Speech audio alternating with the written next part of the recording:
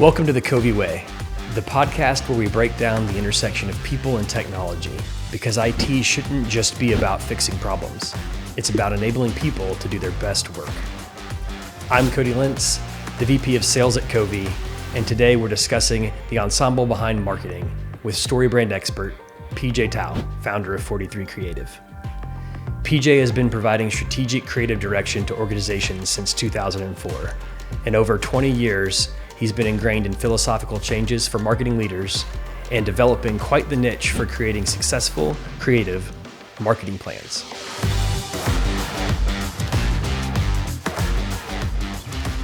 Well, PJ, thanks for joining the pod today. Glad to be here.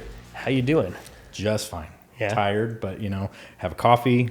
We can run however we need to. Tell me how you got I know you started doing a lot of your creative direction consulting or whatever you wanted to call it, at different organizations that you were already a part of, whether it was a church or a different nonprofit. Yep. And over time, you've jumped into this really niche, unique spin on the story brand framework. Tell me a little bit of that journey. It's very long. It's very wide. I came out of college and was working with churches and nonprofits, and I was on staff at a church and had always been in the creative space in that. So I was doing music, I was doing graphics and that kind of stuff. And I'd actually gone to college to be a design major. I went declared art major. Hated the department. They hated me. It was just kind of one of those, I pushed back on them. They didn't like that. We didn't like it together. So I dropped out of that and kind of wrote art off for a while. Got into working in the nonprofit space, and all of a sudden, storytelling became a big thing in that, right? Working at a church, you hear stories all the time. You're connecting with people, which is a lot of storytelling through all that. And then I started doing graphics, started doing visuals for the church I was at.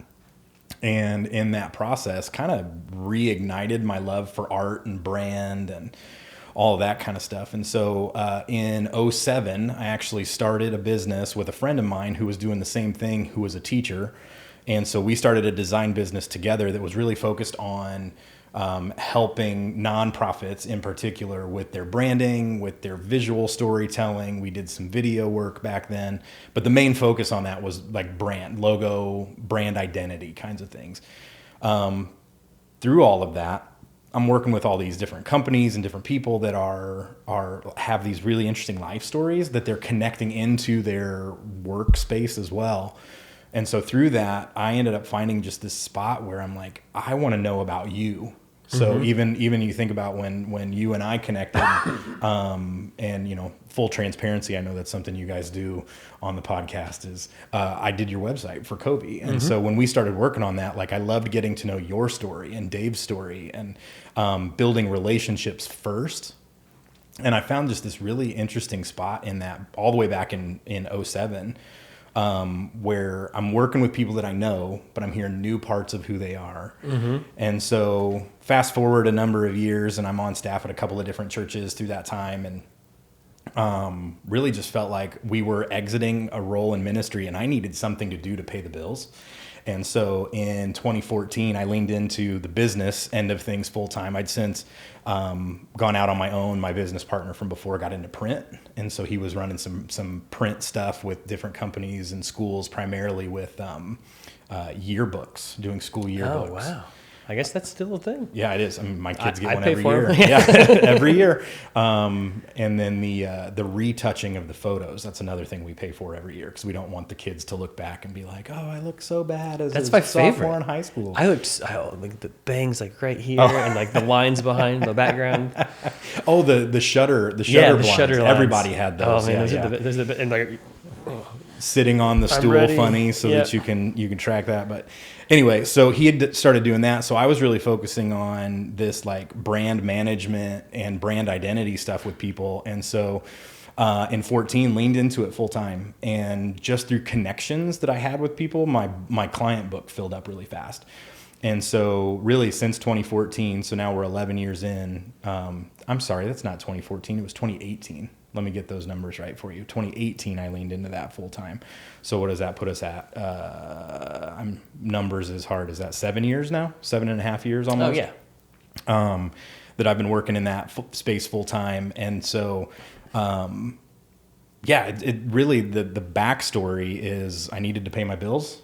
Here's this like particular set of skills I'm good at. Not like Liam Neeson or anything from the Taken movies, but in that context, I just kind of leaned into what I knew and what I could do and how I could help people, and have found just this way of connecting relationally so that you're not losing that human element by trying to make connections with people. So helping my clients tell their stories in a way that instantly helps them connect with their customers is really what I do to get out of the bed in the morning.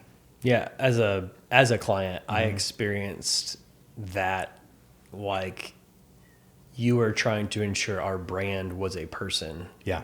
That reflected the people who make up the organization. Right. And that's a lot different from, a ChatGPT. Here's your brand, and here's your strategy, and here's your Jasper content or whatever, and just throw out some AI tools. Yeah, and those are really important tools. I mean, they're really helpful to speed a process, but they don't capture who you are. Like, they can get your voice. Don't get me wrong. I use ChatGPT and Claude and a couple of other tools that I have built a COVI voice for when I'm helping with your website with blogs and podcasts and all that kind of stuff, or helping write some content. But when it comes down to it, there's something about sitting in the room with somebody and actually knowing them and being with them and sharing a meal or a cup of coffee or a beer or a whiskey, you know what I mean? And like getting to know them to make that come through. One of the things I try to do with my business is, like, I like to work with people that I want to be around. And so that just makes life easier for me. It makes job better, it makes my life better. It makes my wife happier because I'm not grumpy at the end of every day, like some people who go to work and come home and haven't enjoyed what they've done. So working that way, like relationship first, people first, has been really important for me. Yep. I know that you have like a band of partners that you work with, and you call it the cohort, I believe. Yeah, it's like a co-op agency is the way that we work around that. So, you said band, and we have music instruments in here because of that whole concept. And so you're a musician, I'm a musician, Dave's a musician. Yeah. One of the things we connected about all at the beginning. But that co-op really is just a group of other creatives that work in different ways, different things that I don't niche in. So even the guy filming this podcast right now is one of those creatives. So Darren Cooper from 1898 Creative, but also a musician. Yep. So all of us are fighting not picking up these guitars and playing right now. Cut to the B-roll. Have I told you that like over 50% of COVI employees are musicians? Everyone I've met from COVI, I think, is a musician that I've talked to. We were on we call it a COVI download, and it's like our weekly staff meeting, like all staff meeting, and so almost always virtual. And like it was probably maybe this time last year, maybe even later in the fall of last year, we're all on there. I'm like, wait a minute, you play guitar too, and you do this, and like we started just like basically doing an impromptu poll, and I was like, we just need to start a band. Well, if you're on Zoom, you guys are Teams, aren't you? I don't know if Teams does it, but I know Zoom does this thing now where you can like push a button and it changes the live music thing, so you can virtually rehearse with your other musicians. And when they first came out, it was awful. Yeah, I haven't used it. So my kids were doing virtual piano recitals. Oh, good idea. And it wasn't. It was difficult to control as a host. Sure. So therefore, it made doing something like that really, really I bet. difficult.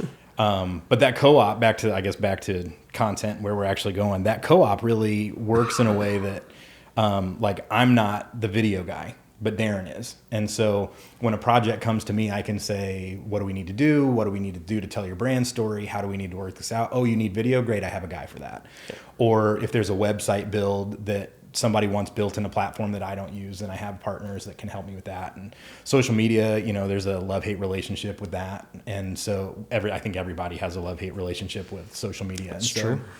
So I have people that will help me with that. And so it's kind of just turned into this like little network ecosystem, if you will, where we're all kind of picking each other's brains and learning from each other and growing together and giving each other business opportunities, and then the rising tide raises all ships. So it's just a different mentality than what I see in a lot of creative space. I think there's a lot of scarcity mentality when there's so many people that need someone's particular skills. So being able to work with a group of people that I like, that are friends, whether they're musicians or not, but everybody finds their own little spot where they can work together is really, really great. That's awesome. I know in the marketing space, there's like a lot of noise. Good example of that would be when we started being more engaged in social media as an organization. I think I was using ChatGPT for everything. And then I was scrolling on LinkedIn one day and I was like, everybody's posts look exactly like my posts. Right. And so then I was in a really heavily edited ChatGPT version after that. And now I'm in a completely different workflow that allows me to be myself and post things that are unique to me as an individual, but still align with COVI's philosophical perspectives and what we do in general, from IT support and cybersecurity and IT strategy perspective. How do you help tighten up that noise and get that better tone out there for brands? As Better tone, great guitar metaphor. I think the big thing is, every AI platform at the end of their output says, please proofread because we can make mistakes and all that. I think that's really important, is to make sure you're actually proofing it, not just putting it out there. For me, what I have found is working through a workflow that allows me to find your voice, right? So anytime I'm on a call with somebody virtually, and even lately I've been doing it even in person, where I'll just put my phone out and I'll let them know, of course, but record our meeting for what we're talking about. And then I take that and feed that into AI so that then it starts to learn how they speak, what their actual voice sounds like, what their inflections are, what their tone is.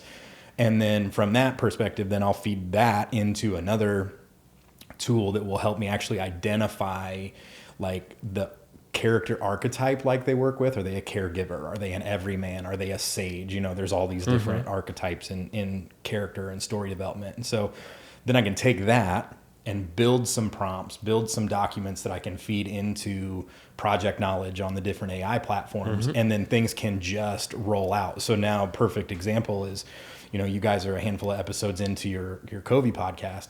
I can filter those out by Dave episodes or Cody episodes and build separate project knowledge based on who is speaking with the transcripts from these episodes.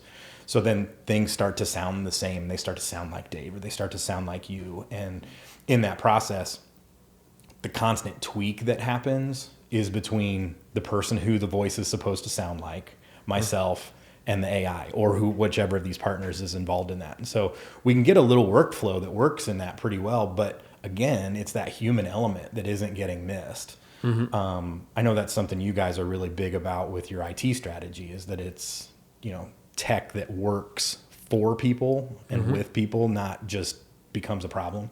Right. And so it's a really similar focus in how we do that with the marketing as well, because it's all making sure that it continues to sound like the brand voice. It continues to sound like the people from the brand.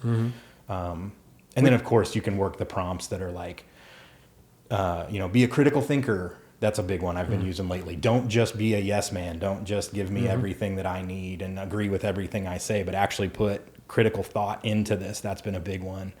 As well as like a humanized writing prompt. Don't use dashes. Don't use in conclusion or summary kinds of statements. Like make it sound. Don't use emojis. Yeah. That why is that? I feel like chat all of a sudden was like, let's use emojis in everything. Well, not that I didn't have an AI expert in here recently on the podcast, but he would say, I believe, to paraphrase a quote from him, is an AI is just a toddler who's trying to make you happy. Interesting. So they're all yes men. My toddlers did not want to make me happy when they were toddlers. They were like little dictators running around my house is what it was like. I know probably starting in like probably 18, 17, about when you were talking about you jumping in full time. I feel like the Story Brand book came out. Yep. I know there's a bunch of Story Brand information, and this whole storytelling in marketing and sales has been very buzzwordy. How do you like make it with something actionable, something that creates real outcomes, something that really impacts people and organizations, what they're trying to do, whether it's bring in more leads or get their voice out there in a better way so that people understand who they are and what they do, like whatever the version is, like how do you accomplish that? There's no one way for sure. Like everybody's story is different, you know, just like every song that ever gets written is different. And the ones that are the exact same, you start to realize they're the same. And it's like you talked about with AI on Instagram and social media, like you realize everything sounds the same and looks the same. And so how do you start to develop something different out of that? And so I read that book and I really connected with that marketing strategy is really what it was. I had read a number of Don Miller's other books in the past. And so I knew him. I liked the way he wrote. I liked the way he connected things. And I you know, it's like a good movie or a good song or a good book. You find yourself relating to the story that's going on in that piece of art. And so I read the book and I really enjoyed the way that he talked about connecting that story and building that brand persona. And so using some of the free tools that were in the book, I started working it through with some of my clients and it really connected with them. And so from that standpoint, it's not necessarily formulaic the way that you do it. And so it's finding those real people connections, finding those story elements, those moments that need to be talked about and shared and how you do that. So really what I have leaned into from that is I try to do as many meetings in person with people as I can. And so sometimes you can't do that. I'm working with a client right now that is out of state and, you know, it would be a big haul for either one of us to go meet.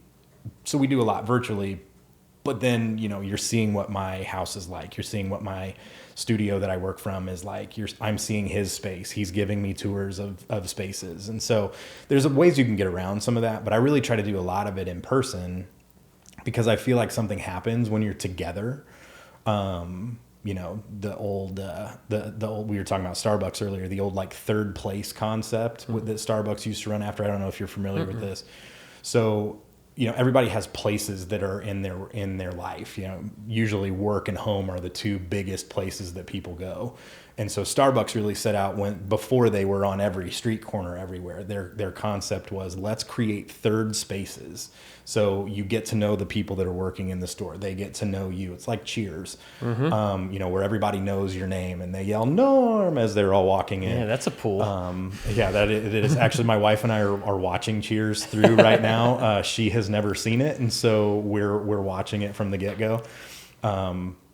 You don't realize how old something is because it's such a cultural reference like Cheers until you actually go back and look at it. And it was 1982 was the first season. And you're like, that's almost as old as I am. This is really insane and feels weird. But anyway, but in that process, that whole third space, like when you're with someone, something really changes in that conversation. And so in the nonprofits I used to work with at the churches, we used to talk about how coffee was a barrier that would break a wall between anybody. And so like there's something about like a big, huge linebacker holding a cup of coffee that all of a sudden he can connect to this little old lady that he's never met before in a new way. And so I try to do a lot of those in person so that we can get to know each other. We can figure things out together. We can learn. And then there's also, you know, just trying to be that real talk.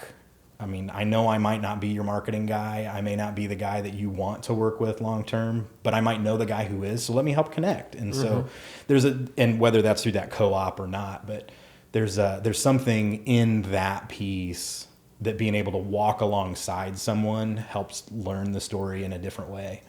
And so then when we take that into the marketing space, we try to find that common language and that common persona to put into all of that. So talking about IT strategy, is not the most fun sounding thing for most people out there, right? You don't say. And in that process though, like when you're with people, and I've seen, different videos and pictures that have come around from you working with customers that we used on the website or some of the marketing stuff, but like you connect with people and you can see how that works, and it makes a big difference rather than just constantly trying to sell them something. And so for me, that's the big thing, is like, how are we being real? How are we being authentic? How are we telling a story that people want to hear and want to connect with? And I think everybody has a story, and every business and brand has a story. And so whether that's put out through a story brand or put out through some other marketing framework, I think it helps people connect beyond just a sales process. And we won't buy from someone until we can see them, know them, and trust them in many instances. And so that's why video is so important, because they get to know you, they get to know what you look like, what you talk like, how you feel in person versus just on a Zoom call. In person. Yeah. I mean, and COVID changed that a lot, right? Yeah. I was going to ask you about that with your in-person thing. Like, how often and what kind of tools do you use to collaborate with both clients and the cohort or the band of niches that you band of niches describe? That's a good band name. We should trademark that one right now. Honestly, I wasn't sure what was going to happen when COVID hit for my business, because this creative consulting thing that I'm doing was all this in person, but then all of a sudden, like, everything had to go virtual. And so I find myself coaching my clients like, oh, hey, your camera angle could be better. Oh, don't sit in front of the window in your house, because now you're just a silhouette the whole time. And so that actually really helped my business grow, because it was, let me help you connect to your people that you're selling to, or your team that you're trying to lead virtually, by, these little things. Change your camera, change your lighting, change your shirt, people that were doing the, that was 5 years ago now, but like the virtual background thing wasn't always great. And if it's still not, but if you have the wrong color shirt on, it blends in, and then you start to lose parts, whatever. And it works better for people without ears, I've noticed. If you don't have ears, you look pretty normal in your virtual background.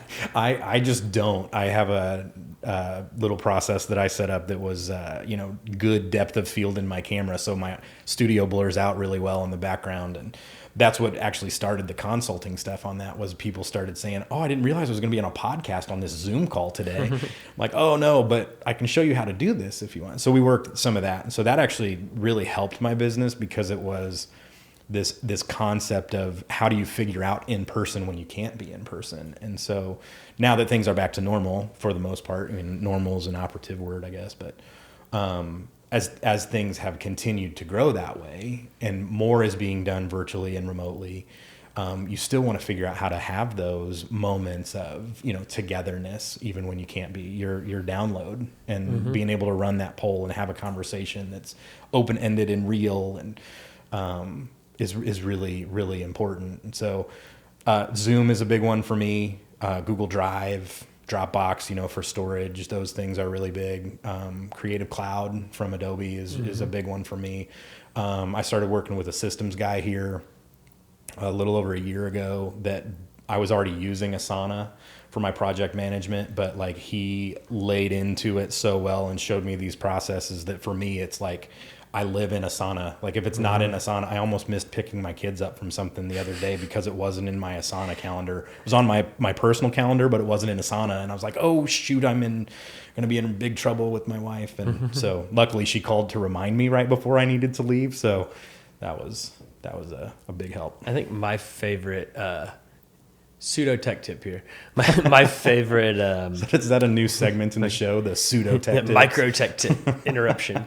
My favorite thing that I learned as part of our adoption of Asana was in going through their quick training videos right when we first grabbed it. And they're like, every task should begin with an action word. Yeah. And I was like, that's gold. Like, just realizing how much easier it is to get something done when you don't have to think about what you're doing. You're just like, oh, I need to go create this thing now, or I need to go research this thing now. Right? Like, you just, the mental barrier that it removed, I had no idea how impactful it would be, but it was really awesome. I tend to be the guy that jumps out of the airplane before the parachute's on all the way. And so I've been using Asana for probably 15 years now and had never heard that tip before. And so I started working with this systems guy. His name is Dustin, by the way, so if I refer to him anymore. But in that process, he says that to me, and I'm like, well, that sounds dumb.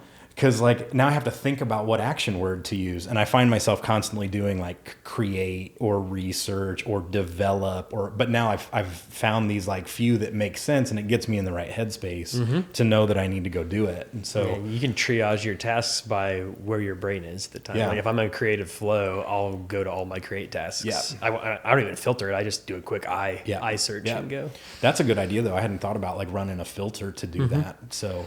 In the process, I think it's all about like what systems work for you, but that one is a huge one. The other one that we just found was the sort by due date. Oh yeah. And then just run this week. And so then you like Thursday afternoon, like, wow, I'm already done with the whole week. What do I have for next week that I can get ahead on? And so that's been a big one as well. But there was a period in there where I was trying to work off calendar view in Asana. We're totally on an Asana binge right now. I hope that's okay. It happens. Not so micro tech tip. Yeah. I'm working from calendar view, and I'm getting totally overloaded because like everything is color coded by different client for their colors. And so I'm seeing all of that, and I've got my words and I can see that, but like I'll look at a day and I might have 15 things I need to do for any given project any day. And then like I'll check them off, but they don't go away. Like they just gray out. And so I'm still constantly seeing this whole huge, and so then I'm still seeing everything from my day today or my day yesterday that's still taking up mental space. And Dustin's like, well, just hide completed tasks. So I pushed a button, and like you feel your brain just go, oh, there's like mental clarity that comes from not having to see everything all the time. Like a true inbox zero. Yeah. Yeah, well, that's another one actually that I work with really, really hard. I use Spark email. I'm a Mac guy, so it actually, back before Apple Mail would let you run multiple accounts with different signatures at the same time, I started using this. And I've got a number of other people that are on it as well in that little cohort co-op. And so in the process of that now, like you can do like the thumbs up emoji response, sticker response to it in emails and that kind of stuff, which speeds some things up and then doesn't feel like you have to do, you know, full blown email responses to everything. And so Microsoft rolled that out about a year or two ago as well. I have not been fully integrated on Microsoft since probably like, goodness, probably 07. It's been a long, long time since I have been. But anyway, so those are a handful of them, of the tools that I use. We already talked about, you know, Chat and Claude are two big in my process. There's another one that I've been using to like concept slide decks for clients is called Gamma AI. I use Gamma. That one works really well. The visuals are usually not great because they're all typically AI driven, but if you don't need photos in or correct photos, I guess maybe is a better way to say it. But that's another one that I've pointed a lot of clients to when they're concepting how they're going to do presentations. And that's what I use when I send you the PDF versions of my blogs. Oh, that's good to know. I didn't realize that. So you just dump it all into Gamma. And then I go through and edit the layout or heavily edit the pictures. Yeah. Which is the thing that people always miss in the AI process is they don't edit. They just think it's good enough and done. So good call. Well done. Thanks. I think that's I think that's just a little bit of perfectionism, but that's all right. That's okay. That's great. It's really, really important. In your we understand now that you're using Spark email and different cloud storage solutions like Dropbox and Google Drive.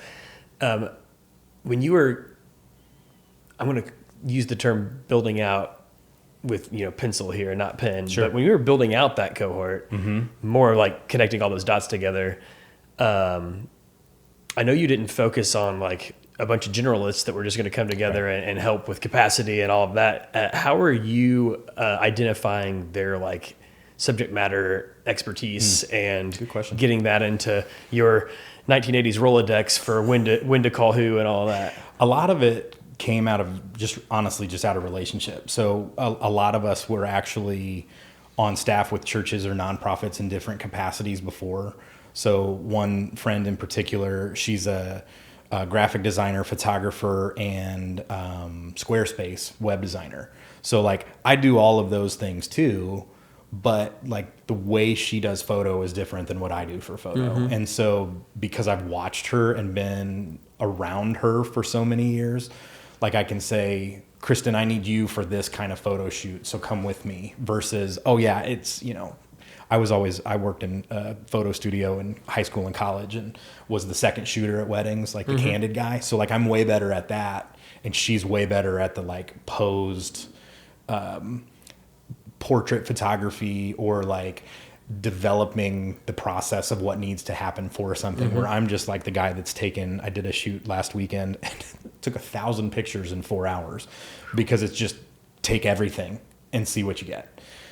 She's way more. That's what I do for taking pictures for people, like when they're trying to do selfies. They're like, can you help? I'm like, yeah. And I like take like 800 shots. I'm like, one will be good. Right. I'm the guy that always like sees somebody trying to do the selfie of their family and they're not going to fit. And so I'm like, hey, can I help you? I'll take one for you. And they're always like, oh, that's so great. Thank you. I'm like, okay, I'm going to take a whole bunch.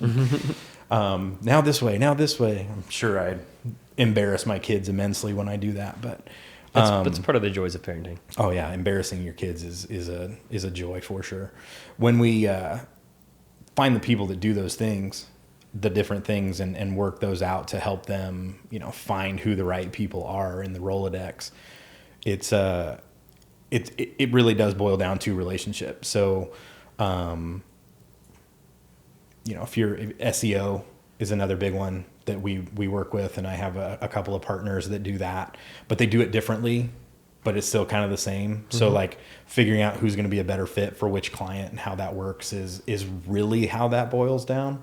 Because I've known these people for a long time, and it's all building relationships, and I can see what they do. Sometimes we get brought in on projects together by a client, and then build a working relationship that then we refer each other on other projects down the road. And so really it's a matter of finding the right connections and building the right relationships.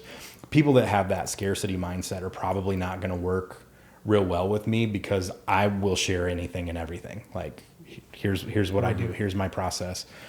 Talked to a guy yesterday who's starting a small SEO business, and he's like, I don't like my contract. Can you send me yours so that I can have it as an example? I'm like, yeah, absolutely. I don't care. Like, let me help you out. And so working with the people that have that same kind of abundance mindset. Is that Malcolm Gladwell that talks about the difference between scarcity and abundance and that. And so that's just been a really big one for me to pay attention to when I'm talking to different people about, can we work together? Should we work together? And then if not, the relationship probably isn't going to go anywhere, but I'll still keep their stuff in mind because they might be a good fit for someone.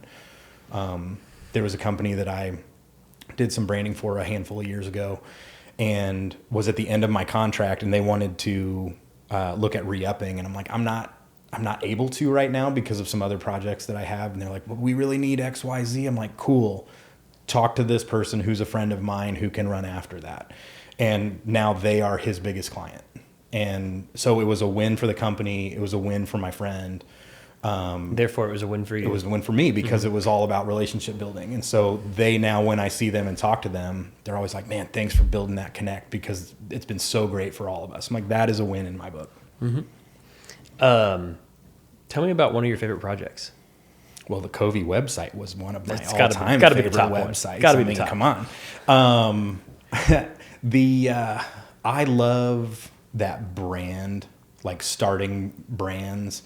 I think I'm kind of drawn to that natural entrepreneur, pioneer mentality. Those that'll build the airplane before. Well, that's not how it goes. They're building I don't even know. Build the airplane in flight. Yeah, there you go. That's the one. They jump out of the airplane before the parachute is on all the way. So I'm drawn to that, and so I love starting things with that. There's trying to think through. There's one actually that I've got. There's a client of mine that longtime friend. We've played music together. We're bringing it all back to music. He's a killer drummer, great guitar player. He runs a business, family business, been in business for 25 years. And almost 3 years ago, had a marketing guy on staff that made some strange marketing decisions in my mind, changed their website URL, tanked their SEO. Long story short, it was just odd. But they ended up being like almost $250,000 in the hole in loss that year, based off of where projections were supposed to be. So I came in, that guy ended up leaving of his own accord. They had put everything back, and my friend brings me in to be like, hey, I need help. I need you to help do this. And at this time, he's running towards a couple of different directions in his marketing strategy. I said, let's stop, let's refocus, let's push it all back towards, Midwest values, family business. Your kids are here, your friends' kids are here, that kind of thing, as you're growing this, to build that trust with people. So we brought in social media, we brought in some video. We did a handful of different strategy pieces. We brought in a guy specifically who was a StoryBrand certified coach to help us put together some direction for where some things were going. And through that whole process, started to turn the ship. Just about a year into the process, all of a sudden, this is going to get into your territory, his site got hacked. Because of something that the previous marketing guy had done in their host that left something open in the back door that I don't know to look for because I haven't set it up. I'm not that specialist, yada, yada, yada. So we end up working with, this is before I knew about COVI, but we ended up working with an IT company to help us get all that put back together and strategized, and is now secure and safe. But he had a 2-day window in their busiest online sales season where his site was down. And so we processed through all that. I mean, I lost hours of sleep. I think a lot of the gray in my beard is from that and my 13-year-old daughter. But in the process of working all that through, it was client first, not business first. So in that process, again, I know the guy. I've known him for over a decade at this point. And so we're working, I'm on the phone with him, talking to him about him, not about the problem that's over here, because it's getting fixed. It's well on its way with security to get taken care of. And so in that process, once it was all done and back up and everything was locked down and fixed and working really well, he called me one day and he was like, you have no idea what those phone calls meant to me. And I think those are the things that kind of light my fire for business and for a relationship, is when we have those kinds of conversations with people that turn into, you have no idea what this means to me. You have no idea what this has done for my family. That's a win for them, for their business, for their longevity, which is good for me and my business. It's good for me and my family. It's collective growth. And so the best part about all that, so we tweaked some branding through the whole process. We revamped the website. We've launched multiple linked websites to help with landing pages and different things and SEO. And we've worked with an SEO company that's really driving things well for him, working with the Google business profile. And so last year, 2024, was his highest sales record of 24 years in business at that point. And they're on pace to do that again this year. And so to watch that growth from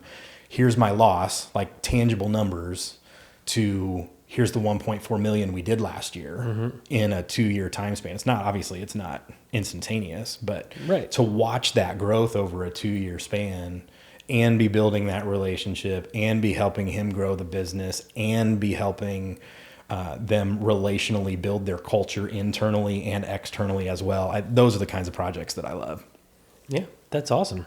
I heard in your story a lot about how just choosing to connect with people and be there for humans leads to personal fulfillment and business success at the same time, which I feel like in the narrative that we get, whether it's from our college days or just what we read in Wall Street Journal or whatever it is, the narrative doesn't usually connect to those components. No. It's like from a customer service perspective, they might be like, well, it's all about the people. Right. But typically it's all about the numbers.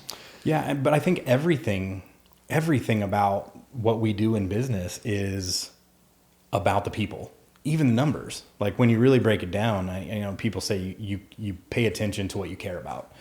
And so if all you care about is the numbers and the money, I think that's going to show. And I think that, personally and professionally, you're going to have a completely different persona, a completely different vibe than what a lot of people do. And what a lot of people connect with. I saw a thing just this last week from Simon Sinek.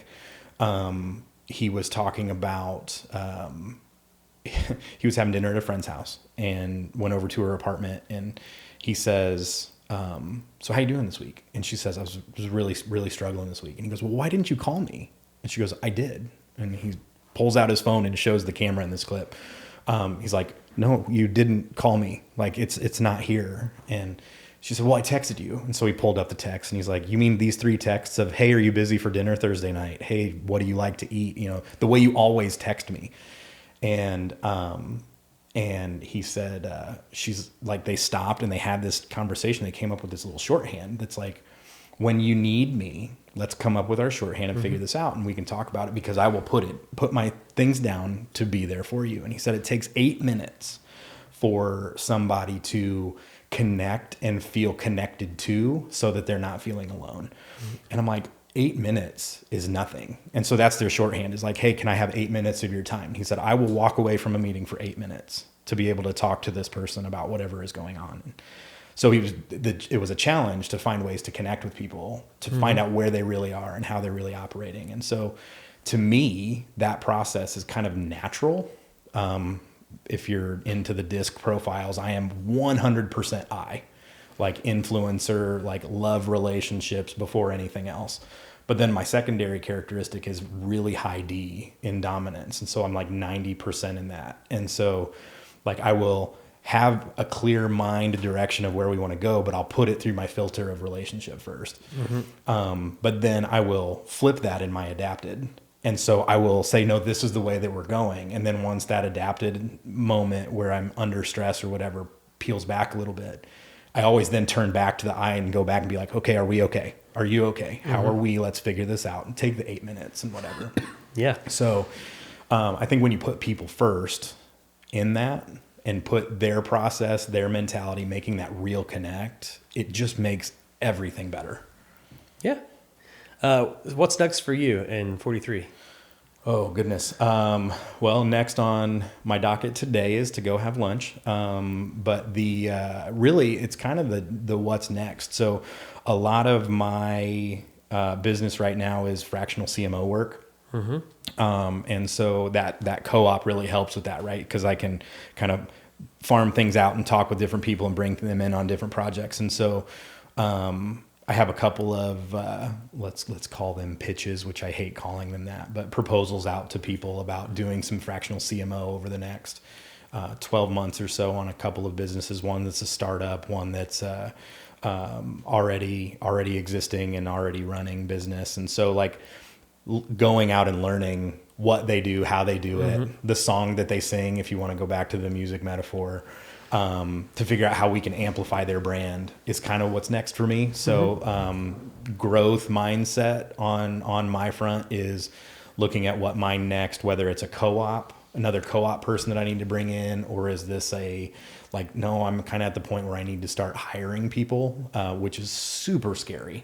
It very much is. Trying to grow a business was not ever really in my, it wasn't a feather I was necessarily trying to stick in my cap as I was. That wasn't a bucket list item for you? No, not at all. I mean, my bucket list items are like visiting Glacier National Park, going to Australia, but I didn't have this in my mind to do, and it's just kind of happened that it's working and it's growing. And so, I don't know fully. I think it's running after CMO work because of how much more relationship you can build that way rather than just doing a website or a one-off project. And so,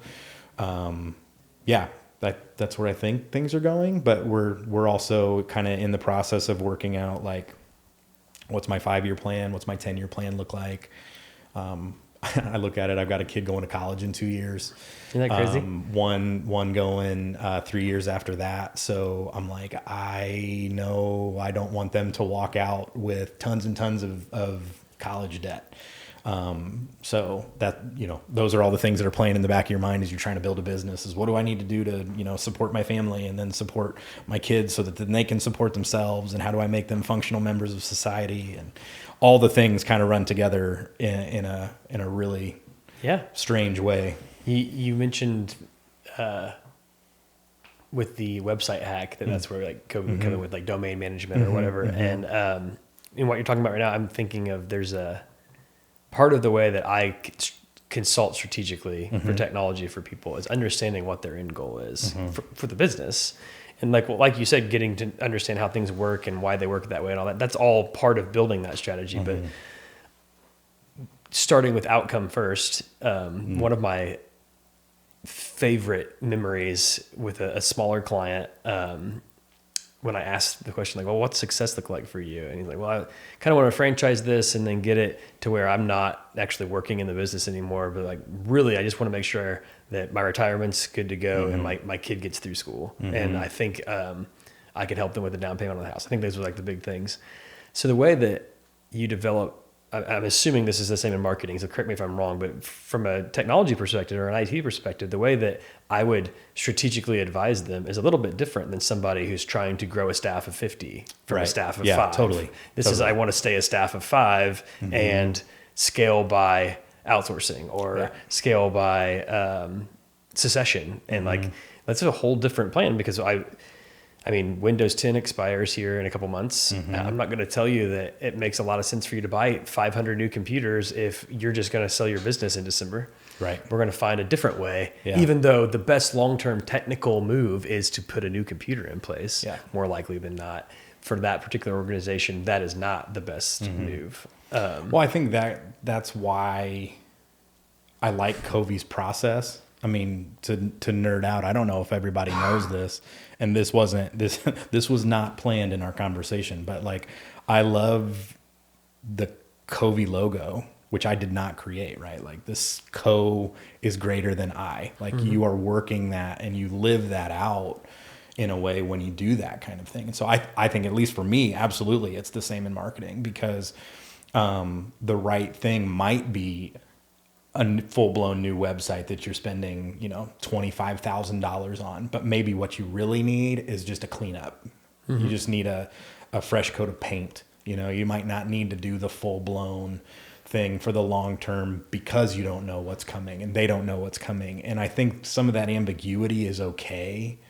And we as people in business and service industries, right? Like, knowing that people don't always know is really important, to be able to be okay with that and then walk along that process with them. And so for me, at least, that's when those relationships really build, is because I'm walking an unknown path with them. Yeah, that's really good. I'm going to transition to a tech tip. Great. And get us out of here. Did you have anything else on your heart you wanted to say? I don't think so. Thanks for having me on. Yeah, absolutely. I know we already did an Asana primer for a tech tip today. One thing I wanted to jump into, and we did talk about it a little bit, and that is that when using AI in the marketing space, you're typically going to be jumping into either planning or social media posts or other content. And in doing that, make sure that you use AI more as a conversational tool to help guide your thinking process and augment what you're doing, instead of replacing your voice, because your voice is your greatest asset. Yeah. If I can tag onto that too, I would also say always use a paid account with those AI tools. Don't just use the free one. These large language models learn from what you upload. And so if you're using business documents and you're uploading, what could be considered proprietary things, they will just be out there and be helping other businesses, your competitors, be learning and growing from what you're already putting into it. But from what I understand, those terms and conditions with privacy with the AI models is, if you're behind a paywall, you're only training your own. So they are also releasing offline models. that take that another layer. So you download the application. There you go. Use that where it's not interfacing with the entire back end of the tool. That's like 3 tech tips in one. Yeah, what a tippy day. I know. Today, we jammed with someone who believes brand building is more like songwriting than selling. From AI-assisted creativity to cloud-based collaboration, and from empowering creatives to helping businesses find their voice, PJ reminded us that real marketing connects, not just converts. If you're tired of all the noise and ready to make music with your brand, check out 43 Creative. They're the real deal. Find PJ and his band of marketing pros at 43creative.com. And don't forget to spell out those numbers.